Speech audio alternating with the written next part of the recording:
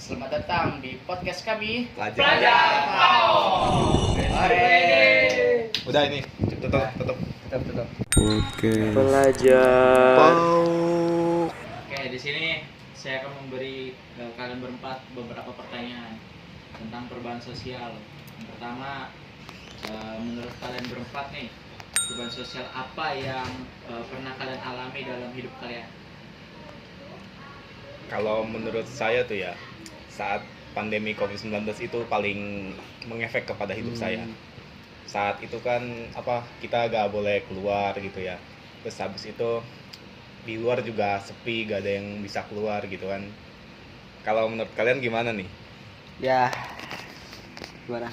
Kalau dari saya sih signifikannya dari COVID juga sama yang awalnya baby saya kayak mirip Prey gini, sampai bentukan udah kayak Dwika gini nih.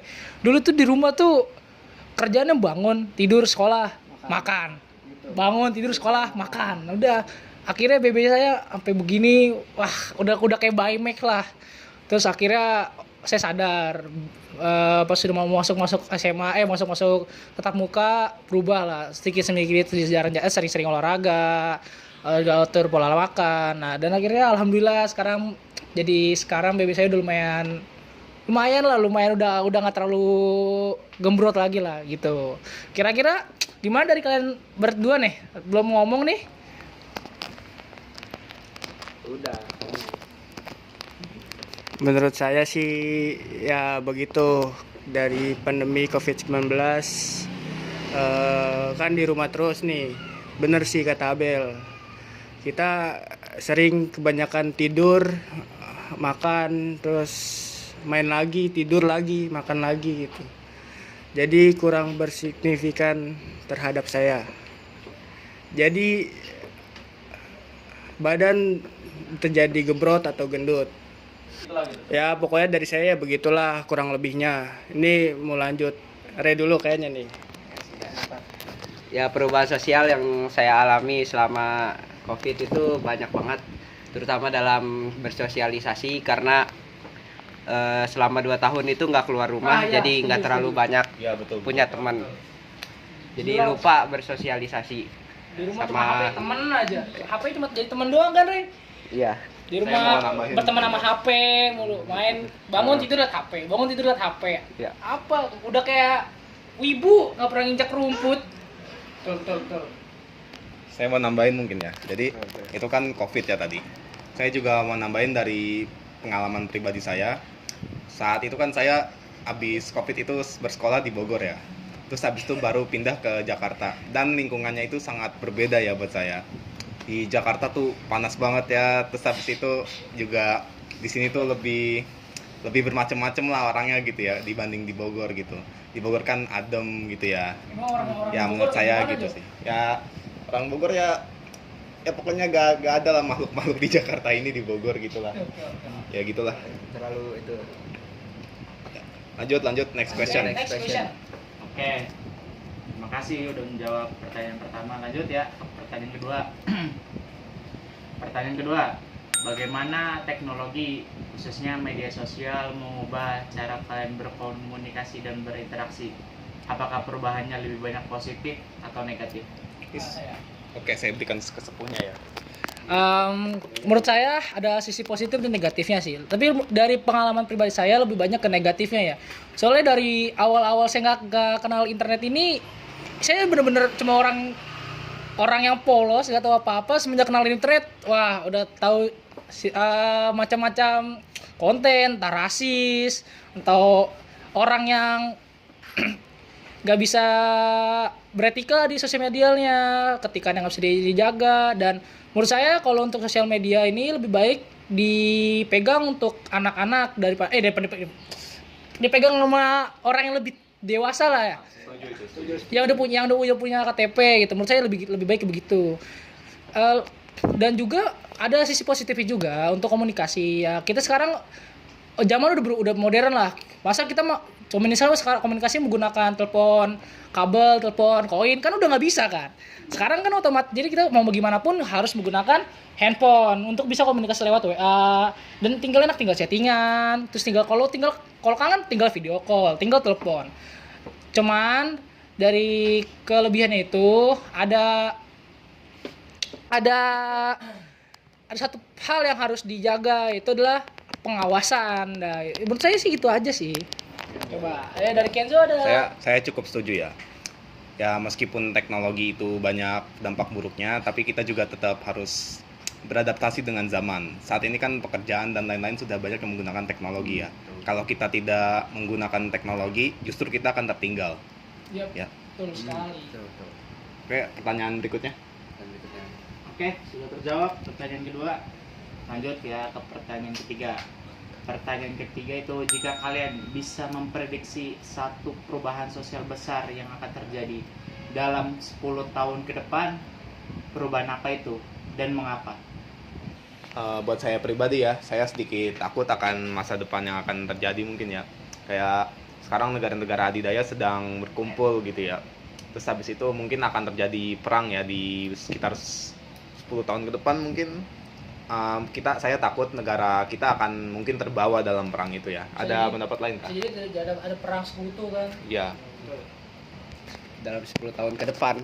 Mungkin buat negara kita ini ya, kalau dalam 10 tahun ke depan nggak ada perubahan sama sekali, Indonesia bakal makin gawat. Bukan Indonesia emas, malah makin Indonesia cemas. Betul. Bahaya sih itu. Ya, next question. Sebutkan satu hal kecil yang Anda lakukan dalam kehidupan sehari-hari yang menurut Anda merupakan bagian dari perubahan sosial yang lebih besar. Jadi kayak misal kalian nih lebih disiplin, tapi kalian tahu nih bahwa kalau disiplin di kedepannya itu akan berguna sekali. Kayak misal di TNI atau di polisi itu kan sangat berguna. Mungkin buat saya itu kayak seperti berolahraga ya. Terus habis itu mungkin tidur tepat waktu gitu ya. Kan berolahraga juga bukan hanya membentuk fisik tapi juga membentuk disiplin. Kita harus setiap hari disiplin untuk sakit-sakitan, latih badan gitu mungkin ya. Terus mungkin di depannya akan membantu saya dalam karir dan hal-hal lainnya gitu juga. Buat kalian gimana? Ya, saya banyak sekali punya pengalaman dalam berenang. Itu saya disiplin selama 1 tahun, dan itu memberikan banyak perubahan pada diri saya sendiri, utamanya dalam fisik. Kalau dari Ray kan tadi olahraganya dengan berenang ya. Kalau saya udah cukup kenal baik dengan olahraga basket. Saya main basket itu sudah dari SMP dah. Saya dari olahraga basket ini banyak banget kok saya menggunakan konsisten gitu. Saya konsisten hampir setiap hari latihan, hampir latihan fisik setiap hari. Dan juga dari olahraga basket ini saya jadi tahu namanya kerja sama tim. Nah, kerja sama tim ini sangat penting banget untuk semua orang, untuk di semua golongan, mau muda, tua, atau remaja, mau di organisasi pun juga sama. Kita benar-benar butuh kerja sama tim. Nah, makanya menurut saya konsisten dalam hal ini bukan hal yang percuma-cuma sih. Oke, gimana Dik? Kalau dari kehidupan saya, mungkin dulu pernah saya ada kegiatan dikit-dikit, walaupun begitu. Dulu SMP pernah ada ngikut-ngikut bapak dari basket, juga pernah ikut dari badminton, juga pernah ikut bola, juga pernah ikut. Dulu juga saya kurang disiplin, kurang adaptasi, kurang organisasi juga. Terus mulai lama kelamaan dari SMP, SMA udah tertarik dengan ini, harus disiplin lagi. Disiplin lagi dari diri saya sendiri. Mungkin dari saya itu cukup. Lanjut mungkin. Pertanyaan selanjutnya. Oke, lanjut ya ke pertanyaan selanjutnya. Jadi pertanyaan selanjutnya itu, menurut kalian berempat, apakah perubahan sosial itu selalu menuju ke arah yang baik? Atau apakah ada perubahan yang justru membawa dampak negatif? Tentu saja perubahan sosial itu gak selalu positif ya. Seperti kita lihat kayak masuknya kaum LGBT ya ke sini udah mulai banyak sekarang di sekitar sini juga gitu. Jadi meskipun ada perubahan baik kayak teknologi AI yang bisa bantu kita belajar gitu, tapi ya tetap saja perubahan itu ada baik dan ada buruknya juga, jadi gak selamanya baik gitu. Buat kalian kayak gimana?